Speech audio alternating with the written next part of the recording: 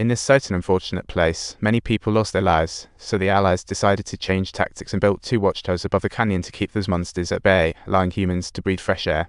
Next day, after all handovers, All Black left the tower with bags, while Lai Wai started his year-long guard duty unaware.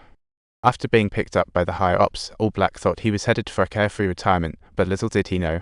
Subtitles he, however, was met with a ruthless, icy bullet instead. Indeed, the company where Sisyphus was employed must have been concealing some dark secrets in the canyon. Meanwhile, Lai Wai continued his routine patrol, checking the guardrails and guns on the canyon's edge, making sure all the launches were in tip-top shape. Even though his assistant duties at the post were a cinch, the long hours of solitude were starting to wear on even the most determined Lai Wai. The nightly little drink before bed now made it hard for him to sleep. How tragic. One day, while out picking veggies, he suddenly heard some ruckus in the canyon. Curiously, he rushed back to the watchtower and peered through his binoculars, only to spot something that made his heart skip a bit. He was surprised to see that the guard on the other side was a sweet-looking lady. Now that was interesting. However, knowing the rules, Lai Wai didn't entertain any ideas continuing his lonely life. Until one day, while scribbling his poetry, he heard a gunshot from across the way, startling him into a look. To his shock, he saw the lady signaling him with a message board. He quickly gestured for her to hold on. He grabbed the drawing board and wrote no entry. The lady refused to comply. Accustomed to being pampered, she wouldn't let things reverse this time. She responded on her board, introducing herself as Anya and announcing it was her birthday, so she could do whatever she pleased. Lai Wai chuckled. Why not go with the flow? He then raised his glass. Time soul, happy birthday, Anya. Across the canyon, they flirted via drawing board. Anya, excited, asked Lai Wai to dance. He said he couldn't, but she persisted. What can you do? He quickly replied, I'm good at shooting. Hearing this, Anya put the bottle on the railing and said tauntingly, show me your skill. Lai Wai laughed, thinking she was joking. Just as he turned around to leave, he unexpectedly replied seriously, all right then, since that's the case, I'll oblige. He picked up his gun aimed at the bottle and fired. Anya, clearly not done yet, fetched another bottle for herself right away. She placed that bottle on her head, daring him. Just as Lai Wai was about to shoot, she unexpectedly dropped the bottle.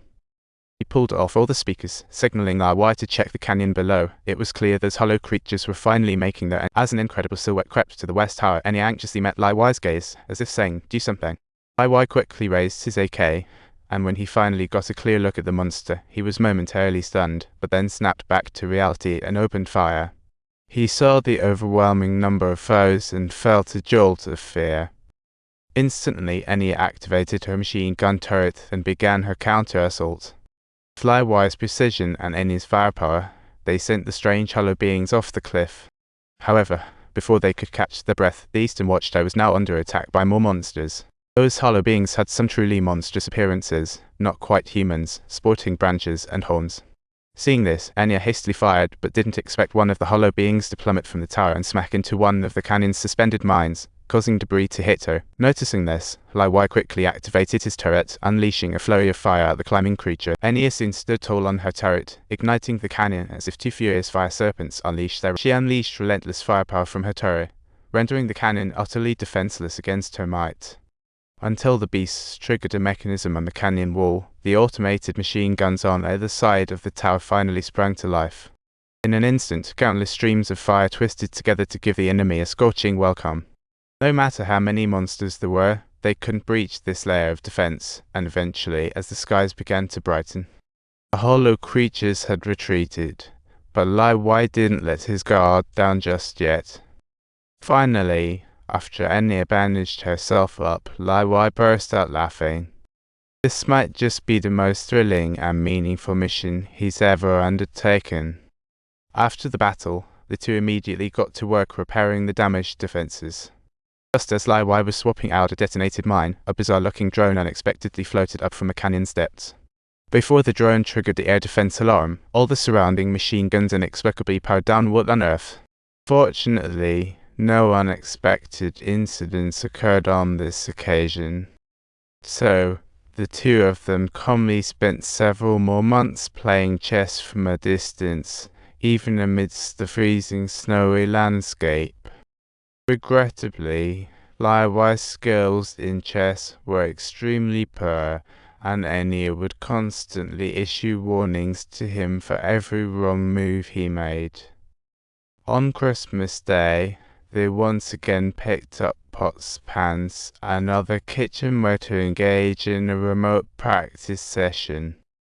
Little did he know, while on patrol, he didn't spot Enya nearby. What she didn't know was that it was February 14th. Enya's father had made a pact with her that if anything happened to her while on duty, he would end his own life on Valor. So if nothing interrupted, Enya's father would indeed be leaving this world today. When Lai Wai returned to the post that evening and saw Enya helplessly curled up in the patio, he immediately reached out to comfort her through the board. Everyone knows that when a girl is down, she just wants a hug. So it was no surprise when Enya instinctively said, "If only you could be here with..." Lai Wai froze. Oh no, a hundreds of meters wide chasm lay between them. How could he cross? Failing means going for broke. He was more determined than ever to get to her side. So the next day, Lai Wai went to the warehouse, rigged up a rocket, and after a quick modification, set off from the Watchtower.